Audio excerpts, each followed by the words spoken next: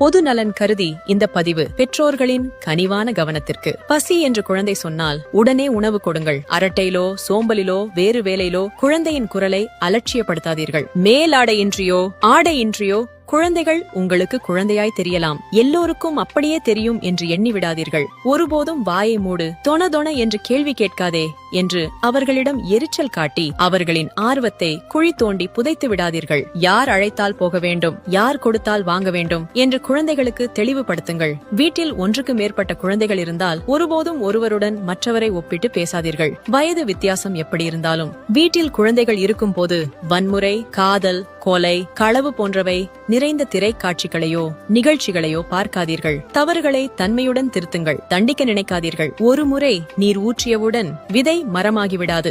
நீங்கள் ஒரு முறை சொன்னவுடன் குழந்தைகள் உங்கள் விருப்பப்படி மாறிவிட மாட்டார்கள். உங்களுக்கு பொறுமை அவசியம். குழந்தைகளின் எதிரில் புறம் பேசாதீர்கள். பின்னாளில் அவர்கள் உங்களை பற்றி பேசலாம். உங்கள் பெற்றோரை நடத்தும் விதம் உங்கள் பிள்ளைகளால் கவனிக்கப்படுகிறது. நாளை உங்களுக்கு அதுவே நடக்கலாம். படிப்பு என்பது அடிப்படை. அதையும் தாண்டி குழந்தைகளுக்கு உள்ள மற்ற ஆர்வத்தையும் ஊக்குவியுங்கள். குழந்தைகள் கேள்வி கேட்கட்டும். அவர்களின் வயதுக்கேற்ப புரியும்படி பதில் சொல்லுங்கள். பொது அறிவு கேள்விகள் கேட்கப்படும் போது தெரிந்தால் சொல்லுங்கள், தெரியாவிட்டால் பிறகு சொல்லுகிறேன் என்று சொல்லுங்கள். ஓடி ஆடி விளையாடுவது குழந்தைகளின் ஆரோக்கியத்திற்கு அவசியம். விளையாட்டிற்கு தடை போடாதீர்கள். ஒருபோதும் உங்கள் குழந்தைகள்